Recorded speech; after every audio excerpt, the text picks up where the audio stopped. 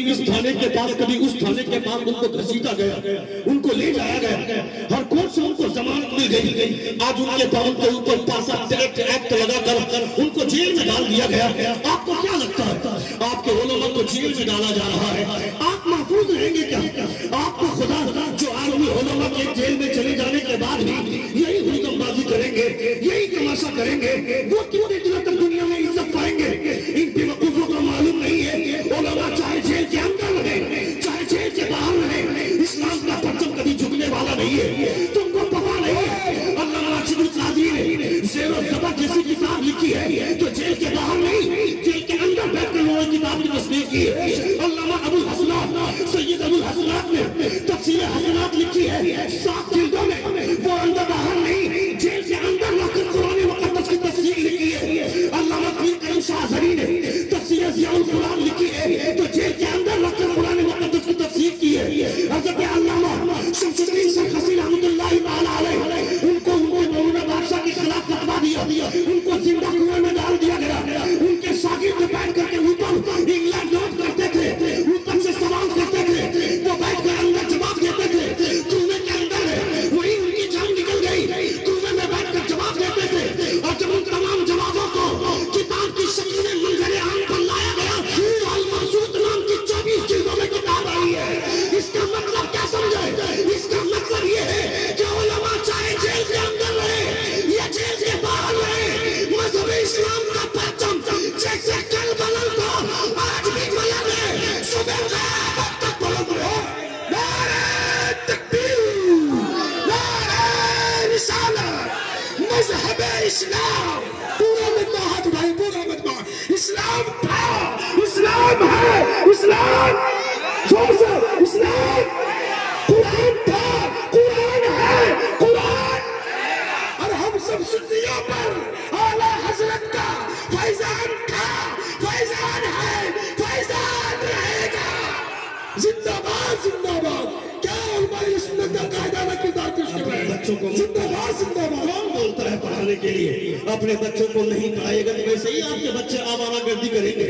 قرآن پڑھنا اپنے بچوں کو سکھائیے گا تو آپ کا بچہ جانے گا کہ قرآن کی اہمیت کیا ہے۔ اپنی بچیوں کو قرآن پڑھنا سکھائیے گا تو آپ کی بچی کسی گنیش کے ساتھ نہیں بھاگے گی، کسی دیوالی کے ساتھ نہیں بھاگے گی، کسی نارائن کے ساتھ نہیں بھاگے گی۔ تم نے دیکھا نہیں کیا 7 لاکھ سے زیادہ مسلمانوں کی بیٹیاں ہندو لڑکے سے پیار کر کے اگنی کے ساتھ پھیرے لگا کر وہ ہندو میں پریورتن کر کے وہ ہندو بن چکی ہے، تمہیں احساس تک نہیں ہے۔ تم پھر ایسے ہی فلم بازی کرو، ایسے ہی آوارہ گردی کرو، اپنی بیٹیوں کو مت پڑھاؤ۔ تمہاری بیٹی تمہارے بیٹے کی شادی میں ڈی جے لانے کی ضد کرے گی اور وہ اچھل کود کر ناچے گی، رات بھر تمہارے گھر میں شیطان ناچے گا، رات بھر تمہارے گھر میں تمہاری بیٹیاں ناچیں گی۔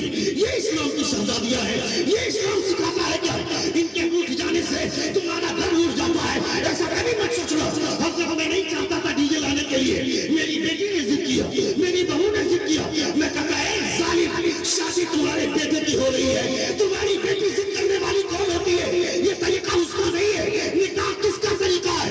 میرے مصطفیٰ فرماتے ہیں اور نکاح من سنتی فمن رغب عن سنتی، نکاح میری سنت ہے، کوئی راضی رہے نہ رہے، تمہارے نکاح سے مصطفیٰ خوش ہو جاؤ گے، خدا خوش ہو جاؤ گے۔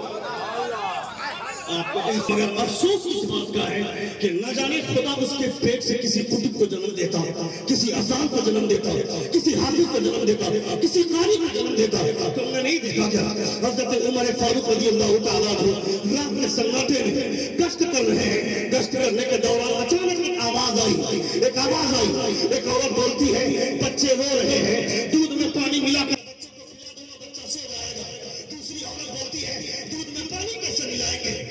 سنا نہیں ہے۔ امیر المومنین حضرت عمر فرماتے ہیں دودھ میں پانی ملانے سے منع فرمایا عمر نے۔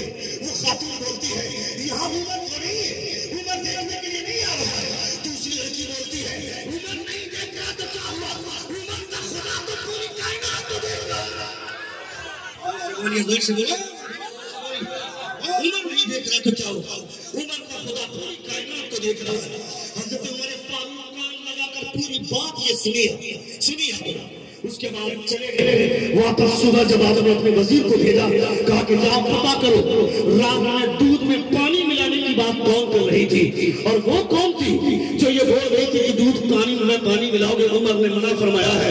عمر نہیں دیکھ رہا تو کیا ہوا، عمر کا خدا دیکھ رہا ہے۔ جب پتہ لگایا گیا تو اس گھر میں ایک بوڑھی عورت ہے جو یہ بول رہی ہے کہ دودھ میں پانی ملا کر بچوں کو پلا دو، یہاں عمر دیکھنے نہیں آ رہا۔ اسی کی ایک چھوٹی سی لڑکی ہے جس کی ابھی شادی نہیں ہوئی ہے، وہ یہ بولتی ہے کہ عمر نہیں دیکھ رہا تو کیا ہوا، عمر کا خدا دیکھ رہا ہے۔ اتنا معلوم ہوا جب عمر نے اپنے تمام بیٹوں کو لائن میں کھڑا کر دیا اور ان سے پوچھا کہ تم میں سے کون اس لڑکی سے نکاح کرنا چاہتا ہے؟ زور سے بولے، زور سے بولے، اور زور سے بولے، ایک بار زور سے پورا مجمع اپنے دونوں ہاتھوں کو خزان لگا کر کہے یا رسول اللہ، کہا تم میں سے کون اس لڑکی سے نکاح کرنا چاہتا ہے؟ ہماری بیٹی کا جب نکاح ہوتا ہے، ہمارے بیٹے کی شادی ہوتی ہے، ہم دیکھتے ہیں کس کے پاس بینک اور بیلنس ہے، کس کے پاس ٹریکٹر ہے، کس کے پاس کار ہے، کس کے پاس زمین ہے۔ میرے لڑکے سے شادی، لڑکی کی شادی ہوگی، اس کے لیے لڑکا اچھا ہونا چاہیے۔ گولیوں سے شادی کراؤ گے، کیا کھلائے گا وہ اپنی بیٹی، میری بیٹی کو جس کی تنخواہ خود 6,000 کی ہے، 6,000 کی تنخواہ پانے والا، اس کی اوقات کیا ہے وہ میری بیٹی کو پالے گا؟ 7,000 کی سیلری پانے والا، اس کی حیثیت کیا ہے وہ میری بیٹی کو پالے گا؟ اس لیے آدمی مولوی سے نکاح نہیں کروانا چاہتا ہے، اپنی بیٹی سے اپنی بیٹی سے اس کی شادی نہیں کروانا چاہتا ہے۔ میں کہتا ہے ظالم، بھیج دو اپنی بیٹی میں کسی آوارہ، کسی سائبر والے کے پاس، لاکھوں کروڑوں کی جائیداد اس کے پاس ہوگی، مگر صبح گھر سے نکلے گا تو شراب پی کر نکلے گا، واپس آئے گا شراب پی کر آئے گا۔ جب گھر سے نکلے گا تو اپنی بیوی کو 2-4 تماچا مار کر جائے گا، واپس آئے گا تو 4 تماچا لگائے گا۔ پیسے کا نشہ تھا نا تیرے دماغ میں، تمہارے دماغ میں پیسے کی بھوک چڑھی ہوئی تھی نا۔